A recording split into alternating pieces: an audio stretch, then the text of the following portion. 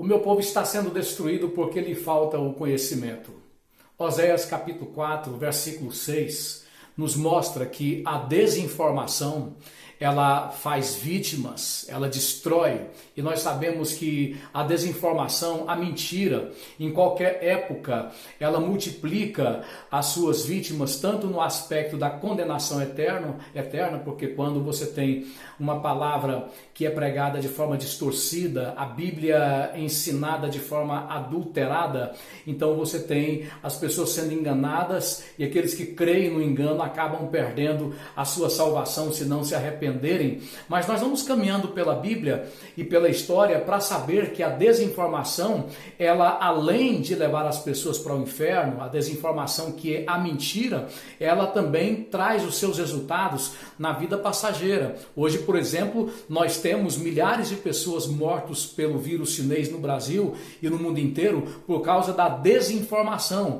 Nós temos um contexto no qual muitos setores da mídia, governantes, magistrados e vários outros setores estão comprometidos com a desinformação, até porque toda essa situação de pandemia, ela interessa a muitos desses setores, muitos empresários têm prosperado, têm aumentado as suas riquezas com a prorrogação dessa situação, com o prolongamento dessa situação. Eles não têm interesse que isso termine, porque está sendo muito bom para eles. E talvez, por causa disso, tudo se resuma, as informações todas se resumam nisso. Fique em casa, use máscara, use álcool em gel. É para fechar o município, o estado, o país, só se resume nisso. Quando muitas autoridades, inclusive o diretor mundial da OMS, o Tedros Adhanom Ghebreyesus, se posicionou firmemente contra a continuidade do lockdown, pelo seu prejuízo para a saúde. E nós poderíamos citar também, falando de informações verdadeiras,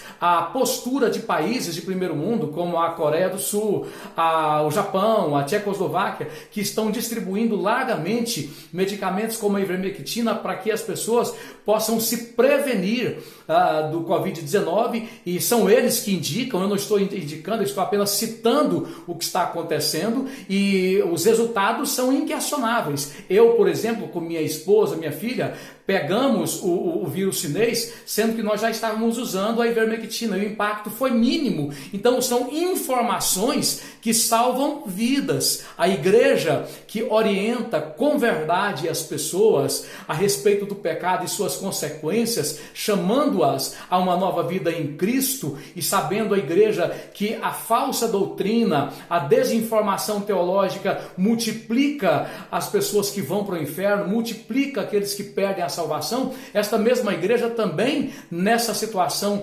difícil de pandemia mundial que está multiplicando os mortos, ela está convocada a levantar alto as suas vozes nesse momento em que a informação verdadeira está sendo negada para as pessoas do nosso país e no mundo inteiro, e multiplicam-se os mortos por causa da mentira, por causa da desinformação, porque as pessoas estão sendo levadas apenas ao confinamento, ao medo, ao pânico, e está faltando a orientação verdadeira para que elas possam se tratar. Eu posso nesse momento indicar pelo menos mais duas passagens bíblicas para entendermos o compromisso da igreja. Por exemplo, Romanos 12, versículo 13, Paulo diz claramente: comunicai com os santos nas necessidades, praticai a hospitalidade. Ou seja, a igreja tem sim responsabilidade em atender necessidades humanas. A outra passagem, Paulo falando para Timóteo em 1 Timóteo 5:23, ele coloca para ele claramente: não use apenas água, mas um pouco de vinho por causa das suas frequentes enfermidades. Nós acreditamos